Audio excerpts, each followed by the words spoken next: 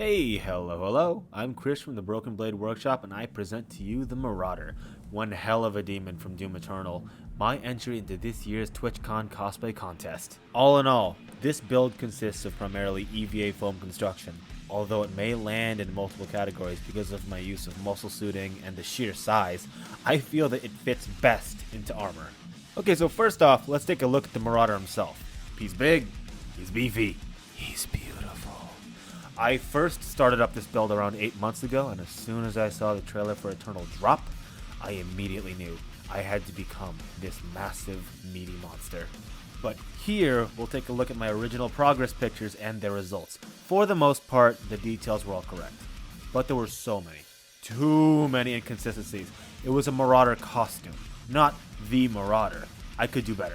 All of the video you will see from now on are all progress shots from my decision to enter this contest, which warranted a complete rebuild and a complete overhaul of upwards of 60% of the costume, because I was sure I could do better, that I could prove I could be better.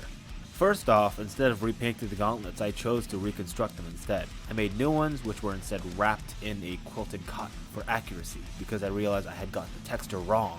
And speaking of wrong, that's when I realized that the right bracer was entirely wrong. So with some extensive looking and reference matching, I had patterned, cut, shaped, and painted a brand new one to be glued to the top of the gauntlet.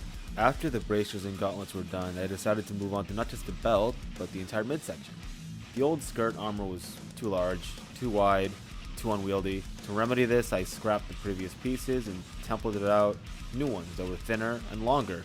So once the skirt had completed construction, I had moved on to the next most important thing. The pants! The original pants were ugly, inaccurate, and much too baggy. So after more research, I had realized they weren't pants, but they were chaps instead. So I had essentially just made pant legs with no crotch, and I'll tell you, it sure was breezy. The pants were sewn from faux leather upholstery vinyl topped with the same quilted cotton I used on my gauntlets. I took the time and spent a few hours studying human anatomy so I could make what would be my very first skinned muscle suit as accurately as possible. And that was made by cutting apart the aforementioned upholstery foam and carving it with a knife in my belt sander. The muscles were then spray glued to a compression shirt and covered with a white stretch spandex. On top of that is a latex and acrylic paint mix, which was stippled onto the body as evenly as possible to get that gross, rough skin texture that you can see in-game and also in your nightmares. Here's a close-up of the texturing done to the suit.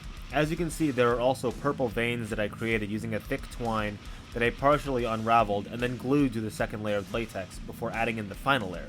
Those veins were then painted with another latex and acrylic mix, this time obviously being purple. Afterwards, the entire suit was weathered and shaded using a third mix, which was then diluted and made using black paint.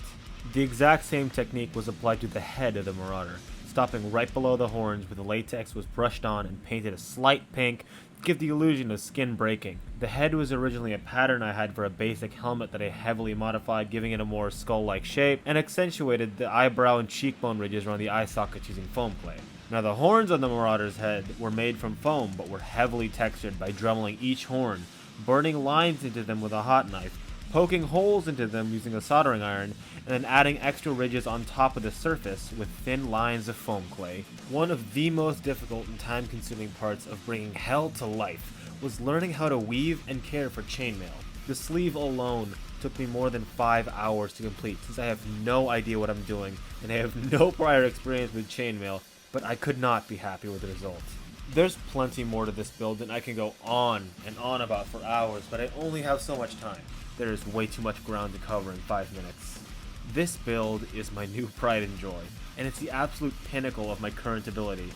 8 months in the making, and nearly 1,000 hours of studying, patterning, cutting, gluing, rebuilding, finally happy to announce that I'm only 90% of the way there. And even though I'm not done, I'm proud to say that this is my work, my time, and my love for Doom, and my love for costuming, out in one project. Thank you so much for listening, and thank you so much for your consideration. Rip and tear until it is done.